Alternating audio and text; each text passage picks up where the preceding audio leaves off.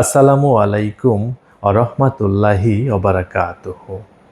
সম্মানিত দর্শক, দেশ এবং দেশের বাইরে যে যেখান থেকে আমাদের এই ভিডিওটি দেখছেন, আপনাদের সবাইকেই আমাদের হাবিবুর রহমান মৎস্য প্রকল্পের পক্ষ থেকে শুভেচ্ছা এবং অভিনন্দন জানাচ্ছি।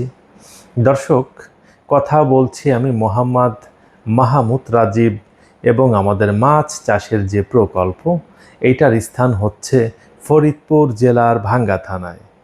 দর্শক, আজকের ভিডিওতে আমরা পুকুরের তলদেশের গুরুত্ব নিয়ে আলোচনা করব এবং কিভাবে আমরা পুকুরের তলদেশটিকে ভালো রাখতে পারি সেই বিষয়গুলো নিয়ে বিস্তারিত আলোচনা করার চেষ্টা করব ইনশাআল্লাহ।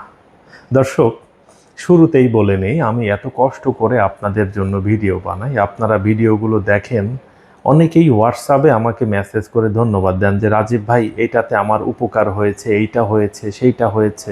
ভাই, এটা তো আপনি কমেন্ট করে ভিডিওটা নিচেও বলতে পারেন, তাহলে তো আমার ভালো লাগে, তাই না?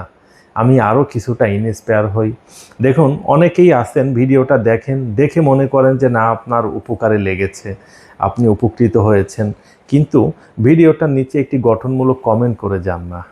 এবং অনেক চাষি ভাই আছেন যারা আপনারা ফেসবুক থেকে ভিডিও দেখেন, দেখে উপকৃত হন ঠিকই, কিন্তু ভিডিওটা শেয়ার করে দেন না। দেখুন, আমি এত কষ্ট করে সদগায় জারিয়া মনে করে এই ভিডিওগুলো বানাচ্ছি, অথচ আপনি একটু কষ্ট করে শুধুমাত্র একটু শেয়ার করে অন্য চাষি ভাইদেরকে দেখার সুযোগ করে দিবেন, সেটাই দিচ্ছেন না ভাই। আমাদের মানসিকতা চেঞ্জ করতে হবে ভাই, সবার জন্য আমাদের কাজ করতে হবে। তাই যারা ফেসবুক থেকে আমাদের এই ভিডিওটি দেখবেন, আপনাদের কাছে অনুরোধ থাকবে ভিডিওটি শেয়ার করে আরও অনেক চাষি ভাইদেরকে দেখার সুযোগ করে দিবেন। হয়তোবা আমার এই আলোচনা অত্যন্তই মূল্যহীন। আবার এটাও ভাবতে হবে, অনেক চাষি ভাই হয়তো এটা থেকে উপকারও পেতে পারে, তাই না?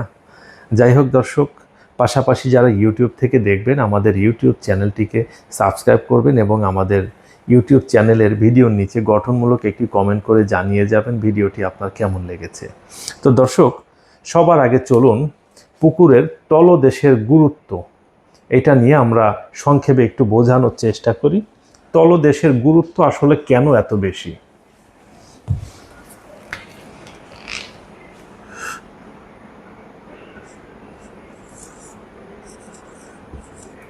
পুকুরের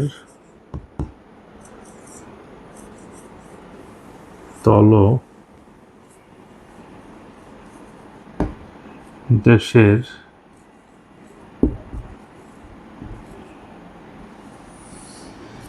গুরুত্ব। দর্শক, দেখুন, আমরা আমাদের পুকুরে যে কোনো কিছুই দেই না কেন, ধরুন সেটা যদি খাবার হয়, আমরা খাবার দিলাম, মাছ সেই খাবারগুলো খেলো, খাওয়ার পরে কি করবে? সে পায়খানা করবে। সেটা কোথায় যাবে? তলদেশে যাবে।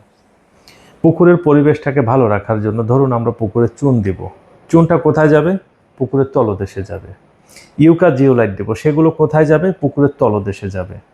প্রাকৃতিক খাদ্য তৈরি করার জন্য আমরা কি করি? আমরা নানান ধরনের উপকরণ ব্যবহার করি, সেইগুলোও কিন্তু একটা পর্যায়ে পুকুরের তলদেশে যায়।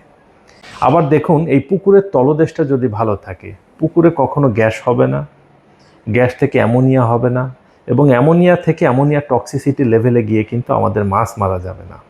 পাশাপাশি দেখুন, পুকুরের তলদেশে জৈব পদার্থ অত্যন্ত বেশি পরিমাণে হয়ে গেলে কি হয়? প্রচুর ফাইটোপ্লাঙ্কটন হয়ে যায় পুকুরে। পরে কি হয়? যে ফাইটোপ্লাঙ্কটন ব্লুম হয়ে অনেক সময়ই অক্সিজেন ফল্ট করে আমাদের মাছ মারা যায়। অনেক সময় আমরা দেখি যে ফাইটোপ্লাঙ্কটন ক্ল্যাশ করে আমাদের পুকুরের পানিটা পচে যায়, দুর্গন্ধযুক্ত হয়ে যায়, নানান ধরনের সমস্যা হয়। তো এই পুকুরের তলদেশটা এতটাই গুরুত্বপূর্ণ, এই পুকুরের তলদেশের উপরে আমি বলবো মোটামুটি 95% ডিপেন্ড করে আমাদের মাছ চাষ ব্যবস্থাপনা। আমি যদি এটাকে 100%ও বলি, আমার মনে হয় আমার এই বলাটা কোনোভাবেই ভুল হবে না। তো দর্শক দেখুন, এই পুকুরের তলদেশটা যদি আমরা ভালো রাখতে না পারি, আমরা যত চেষ্টা করি আমাদের মাছ চাষ ব্যবস্থাপনাকে আমরা সুরক্ষিত রাখতে পারবো না, এবং আমাদের মাছ চাষ ব্যবস্থাপনা কিন্তু লাভজনকও হবে না। আসলে এটা একটা লোকসানের কারণ হতে পারে, খুবই রিস্কি একটা চাষ ব্যবস্থাপনা হতে পারে। ঠিক এই কারণেই আমাদের পুকুরের তলদেশটাকে আমাদের ভালো রাখতে হবে। তো এই পুকুরের তলদেশ ভালো রাখার বা ঠিকঠাক রাখার যে অন্যতম কারণগুলো, সেইগুলো আমি একটু আপনাদেরকে বোঝানোর চেষ্টা করি। প্রথমত পানির মান, এই পানির মান বা পানির কোয়ালিটি যদি আমাদের ভালো রাখতে হয় তাহলে পুকুরের তলদেশটা ভালো রাখতে হবে। পাশাপাশি প্রাকৃতিক খাদ্য,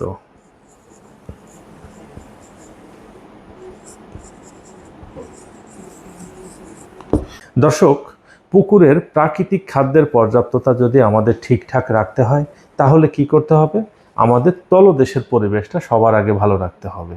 দেখুন, পুকুরে প্রচুর প্রাকৃতিক খাদ্য তৈরি করতে গিয়ে আমরা যদি নানান ধরনের উপকরণ, জৈব পদার্থ, অনেক কিছু ব্যবহার করে পুকুরের তলদেশের অবস্থা খারাপ করে ছেড়ে দেই, তখন কি হবে? আমাদের মাছ মারা যাওয়ার একটা সম্ভাবনা থাকবে। মাছ ভাসবে, খাবে, মাছ অ্যামোনিয়াতে উপরে উঠে যেতে পারে, টক্সিসিটির লেভেলে গিয়ে মারা যেতে পারে। তো এই জন্য পুকুরের তলদেশটা যদি আমরা ঠিকঠাক না রাখি তাহলে প্রাকৃতিক খাদ্যের যে পর্যাপ্ততা বা প্রাকৃতিক খাদ্যের সঠিক যে মান বা প্রাকৃতিক খাদ্য যতটুকু থাকা দরকার সেটা কিন্তু থাকবে না। অনেক ক্ষেত্রে হবেই না, আবার অনেক ক্ষেত্রে এমন পরিমাণে হবে যেটা আমাদের মাছের ভালো না হয়ে বরং আরও খারাপ দিকে নিয়ে যাইতে পারে মাছকে। তো দর্শক, আরও একটা বিষয় আছে, সেটা হচ্ছে মাছের উৎপাদন, মাছের সঠিক উৎপাদন।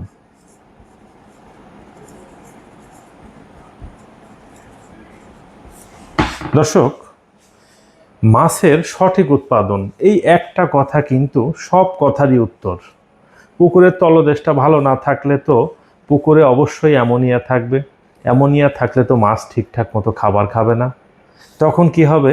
ঠিকঠাক মতো খাবার না খেলে মাছের উৎপাদন হবে না, বৃদ্ধি হবে না, তখন কিন্তু আমরা সঠিক উৎপাদন পাবো না। তো এই সার্বিক সব কিছু মিলিয়ে যদি আমরা চিন্তা করি, পুকুরের তলদেশটা আমাদেরকে মাস্ট বি ভালো রাখতে হবে। এখন আসুন কি করে বা কি ডোজ করলে আমরা পুকুরের তলদেশটা ভালো রাখতে পারবো সেই বিষয় নিয়ে সংক্ষিপ্ত আকারে একটু আলোচনা করি। আমি প্রত্যেকটা চাষি ভাইকেই বলবো, সবার আগে প্রথমত আপনারা 3 দিন পর পর পুকুরে হররা টানবেন।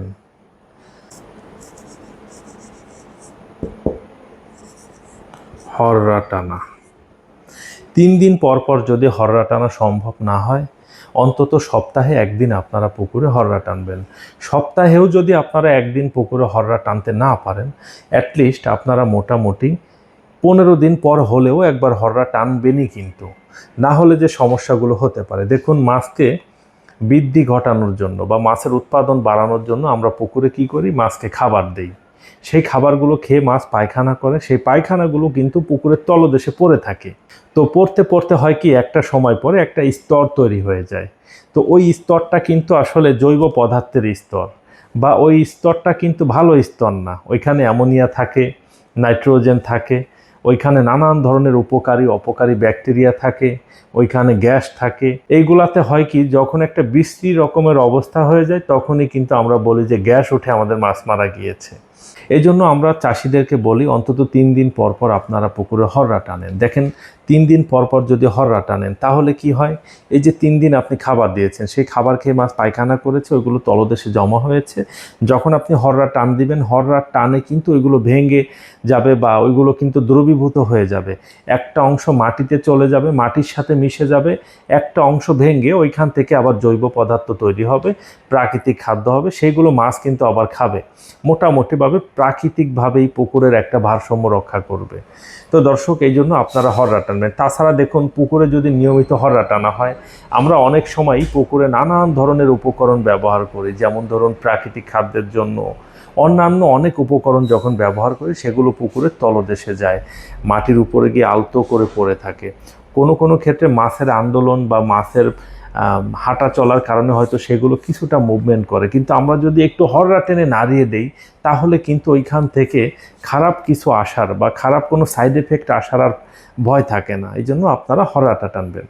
পাশাপাশি আমরা কি করব দর্শক, প্রতি মাসেই একবার চুন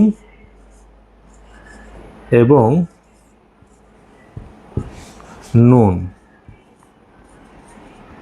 বা লবণ,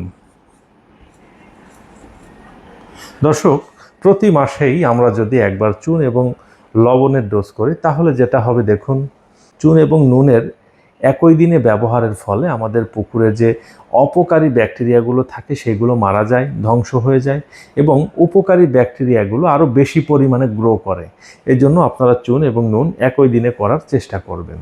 তো দর্শক, পাশাপাশি চুনটা যখন পুকুরের তলদেশে যাবে, ওইটাতে আমাদের যে অপকারী যে অংশটুকু বা যেই অংশটুকু আমাদের কোনো কাজে লাগবে না, যেমন ধরেন মাছের পায়খানাগুলো, ওইগুলাকে মাটিতে রূপান্তরিত করার চেষ্টা করবে, মাটির মান কিছুটা ভালো করবে, মাটির দুর্গন্ধ কিছুটা হলেও দূর করার চেষ্টা করবে, মাটির যে একটা স্টেবল অবস্থা ওইটা ঠিকঠাক করার ক্ষেত্রে সহায়তা করবে। এবং এই লবণটা যখন তলদেশে যাবে, লবণটাও কিন্তু গ্যাস রিমুভের ক্ষেত্রে অনেকটাই কাজ করে, মোটামুটি করে, খুব একটা বেশি করে তাও না, আবার খুব যে একটা কম করে তাও কিন্তু না। দর্শক, পাশাপাশি শুধুমাত্র হররা এবং নুন চুনি কিন্তু যথেষ্ট না। এখন দেখুন, কন্টিনিউ যখন আমরা মাছ চাষ করব তখন পুকুরের তলদেশে এমন কিছু উপাদান তৈরি হয়ে যাবে যেইগুলাকে আমরা নুন চুন বা শুধু হররা টেনে রিমুভ করতে পারবো না। কিছু অংশ বা কিছু ক্ষতিকারক জিনিস তো পানির সাথে মিশে যাবে, সেইগুলাকে আমরা রিমুভ করব কিভাবে? এই জন্য প্রতি মাসে অন্তত একবার হলেও আমরা অ্যামোনিয়ার ডোজ করব।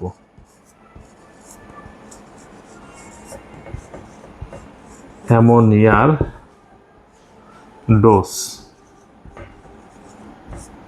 দর্শক, এখন আবার অনেকেই বলতে পারেন যে রাজীব ভাই, অ্যামোনিয়ার ডোজ আবার কি? দর্শক, এই অ্যামোনিয়ার ডোজের বিষয়ে আমার ইউটিউব চ্যানেলে এবং ফেসবুক পেজে একাধিক ভিডিও দেওয়া আছে, আপনারা চাইলে ভিডিওগুলো দেখে নিতে পারেন।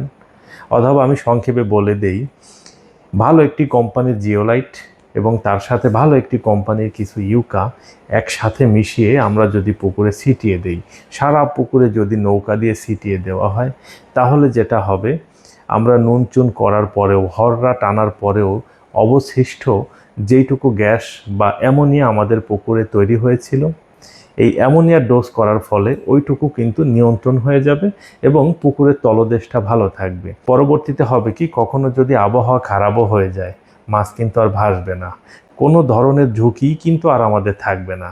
এই বিষয়গুলো মাথায় রেখে আমরা যদি নিয়মিত এই কাজগুলো করতে পারি, হররা টানতে পারি, প্রতি মাসেই চুনা নুনের ডোজ করতে পারি, নিয়মিত আমরা যদি অ্যামোনিয়ার ডোজগুলো ঠিকঠাক মতো করি, তাহলে কিন্তু দর্শক আমরা পুকুরের তলদেশটা ভালো রাখতে পারবো ইনশাআল্লাহ। দর্শক, অনেক ক্ষেত্রেই হয় কি, অনেক চাষি ভাই পুকুরের তলদেশ ভালো রাখার জন্য চিটাগুড় ব্যবহার করেন। দেখুন, আমরা অনেকেই জানি, আবার অনেকেই জানি না, চিটাগুড় সরাসরি পুকুরের অ্যামোনিয়াকে কন্ট্রোলও করতে পারে না এবং নিয়ন্ত্রণও করতে পারে না। তবে চিটাগুড় কিন্তু পুকুরের অ্যামোনিয়াকে নিয়ন্ত্রণ করার জন্য বা কন্ট্রোল করার জন্য সহায়তা করতে পারে, কিছুটা হলেও করে। একেবারে যে করে না ঠিক তাও না, এটাতে যে আহামরি কাজ হবে তাও না, যেটা দরকার সেটাই আমাদের দিতে হবে। এবং বর্তমান যুগে নানান ধরনের প্রোবায়োটিক বের হয়েছে, বিশেষ করে সয়েল প্রোবায়োটিক, অনেক ধরনের ভালো ভালো কোম্পানির সয়েল প্রোবায়োটিক আছে, সেগুলো ব্যবহার করলে পুকুরের তলদেশ ভালো থাকে। নানান ধরনের ওষুধপত্র বের হয়ে গিয়েছে। ভালো মাছ চাষ, আধুনিক মাছ চাষ করতে হলে মাছের জন্য আমাদের অনেক ধরনের ওষুধপত্র ব্যবহার করতে হবে, এইটাই লজিক্যালি সত্য কথা। এবং এইগুলোর বাইরে গিয়ে আমরা ইচ্ছা করলেই কিন্তু খুব ভালো করে ফেলবো, বিষয়টা এরকম না। দেখুন, আমি মনে করি যে এই সব কিছু ঠিকঠাক মতো করার পরেও যদি আমাদের মাছ চাষ ব্যবস্থাপনায় আমাদের প্রফিট হয়, তো ভাই সমস্যা কি? আমি কেন ঝুঁকি নিয়ে মাছ চাষ করব? কারণ এই মাছগুলো তো প্রাণী সম্পদ, প্রাণী এরা, এদের যে কোনো কিছুতেই যে কোনো কিছু হয়ে যেতে পারে। মানুষই তো হঠাৎ হঠাৎ মারা যায়, রিস্ক আছে, মানুষের জীবনের তো কোনো গ্যারান্টি নাই। তো মাছকে আমি ছেড়ে রাখবো আর চিন্তা করব শুধু একটু খাবার দিব আর একটু মাঝে মধ্যে চুন দেবো, তাতেই কি হয়ে যাবে? হয়ে যাবে দর্শক। তবে ভালো উৎপাদন পাওয়ার জন্য আমাদের এই পুকুরের তলদেশটাকে অত্যন্ত গুরুত্বপূর্ণ মনে করে তলদেশটা ভালো রাখার জন্য এই ডোজগুলো আমাদের করতে হবে। আশা করি আপনারা বুঝতে পেরেছেন। সবার সুস্বাস্থ্য এবং দীর্ঘায়ু কামনা করে আমাদের আজকের ভিডিওটি আমরা এইখানেই শেষ করছি। আপনারা সবাই ভালো থাকবেন, সুস্থ থাকবেন, আমার জন্য সবাই দোয়া করবেন। আর ভিডিওটি নিচে কমেন্ট করে জানাবেন ভিডিওটি আপনাদের কেমন লেগেছে। আসসালামু আলাইকুম ওয়া রাহমাতুল্লাহ।